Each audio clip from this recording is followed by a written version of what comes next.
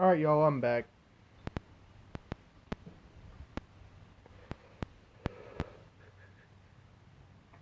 No questions? Well, let me do that real quick. Yeah. Alright, now we're good.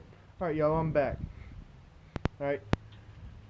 Now, it's pretty obvious if you're watching this channel and you're a subscriber and so on that I'm a firefighter. Alright? Just look at most of the videos on my channel right now. Alright, but there's a problem. But what does that mean? What do I go through? What does a firefighter deal with on a daily basis?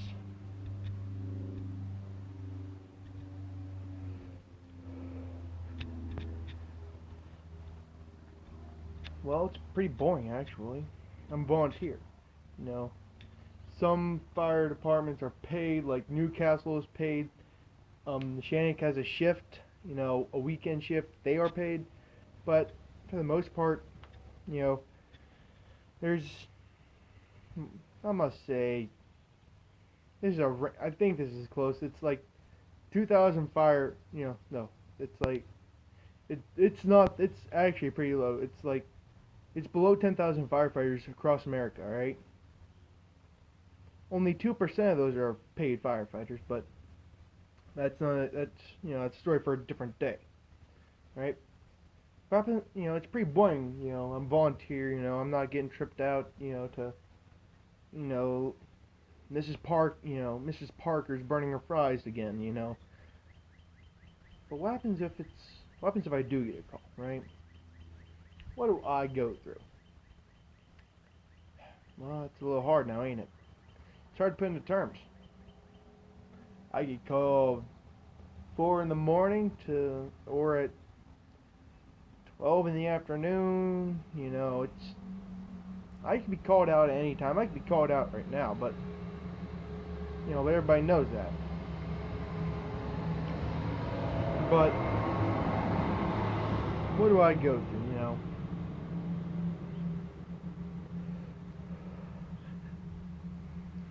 If you're going interior, right? And that's what most, those are the guys who have the air tanks on, the helmet, and everything else. They're going interior. Alright? Every noise before you even enter the building, you have to clear your mind. Alright? You can't, thoughts of, what could happen, what happens if the building collapses, what happens if there's a, a fire roll. It's oftentimes called a top burn, where the ceiling above you catches fire. Alright? What happens if one of your buddies goes down? Those thoughts will get you killed. Plain and simple, those thoughts will kill you. Alright? You need tunnel vision. Alright? Take one look around.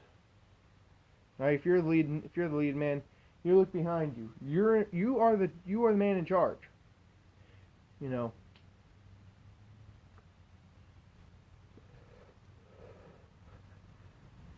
Most firefighters, if they go into here, they're not going in solo.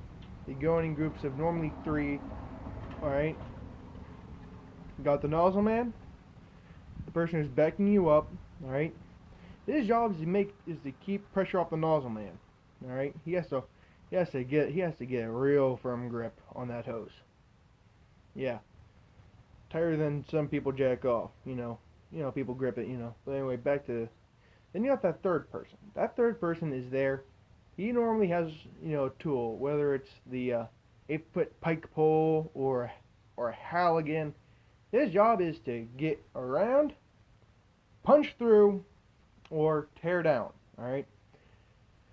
You break through a deadlock, you go through a door, or sometimes what happens is, you have to shove the pike pole up, twist it to make sure it locks, pull it down. Alright? But before that, you experience the world around you.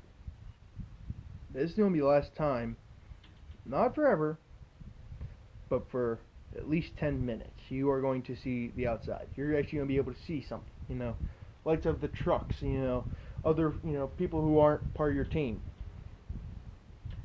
Right, and you can hear, the sound of the pumps, the sound of, the trucks. the sound of boot steps and everything else. Once you go in, I'll try to snap it, it won't work. It goes away instantly. You go into that building, you are tunnel visioned. You don't hear anything except for the roar of a fire, maybe the distant scream.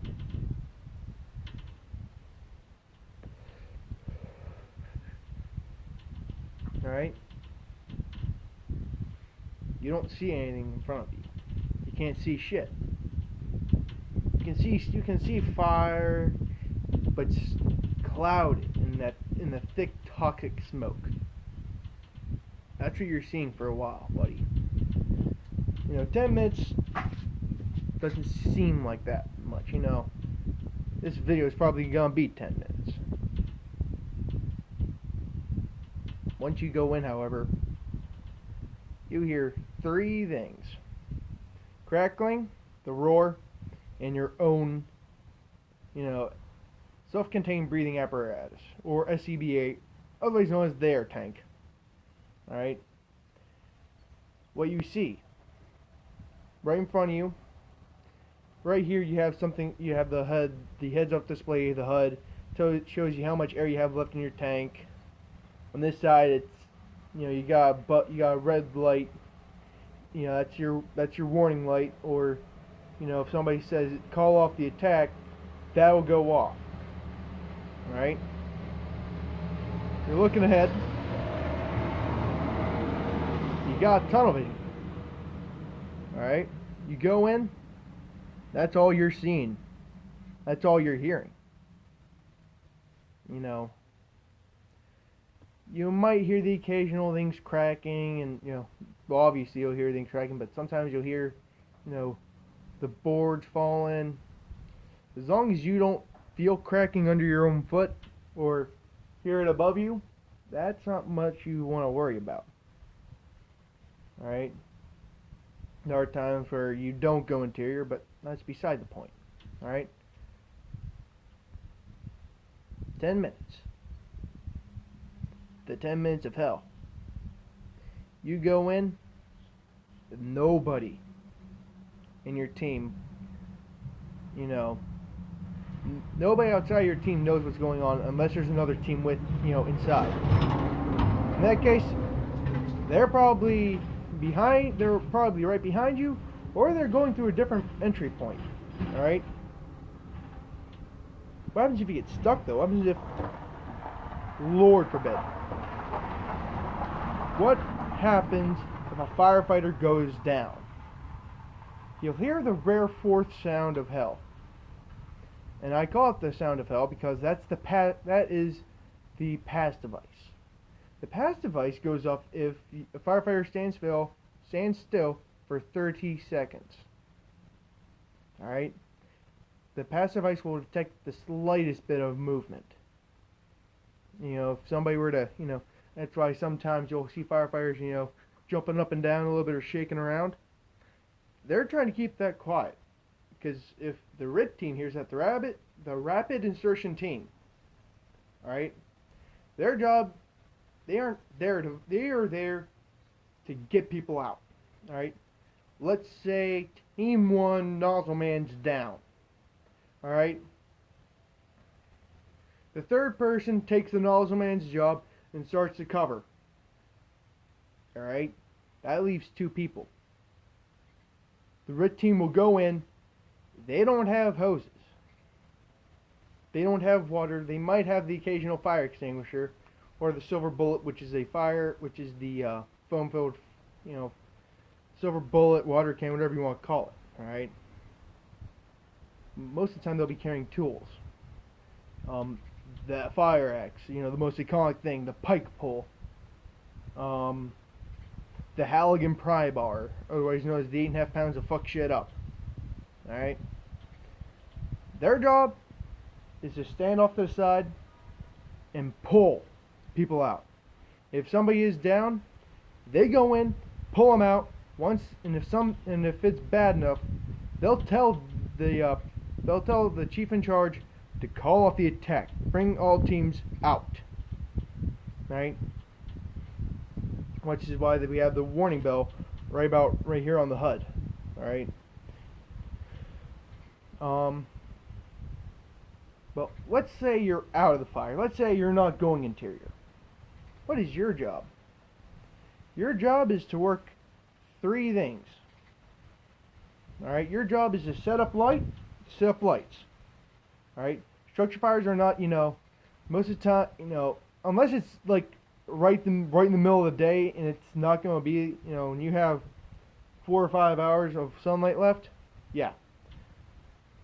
However, if it's in the night or early in the morning, your job is to set up lights, get them up and running, point into, let's say the Charlie side of the house. All right. There's 4 sides, Alpha, Bravo, Charlie, Delta. All right. Alpha. Yeah, it's Alpha, Bravo, Charlie, Delta. All right. So either way, you get the point.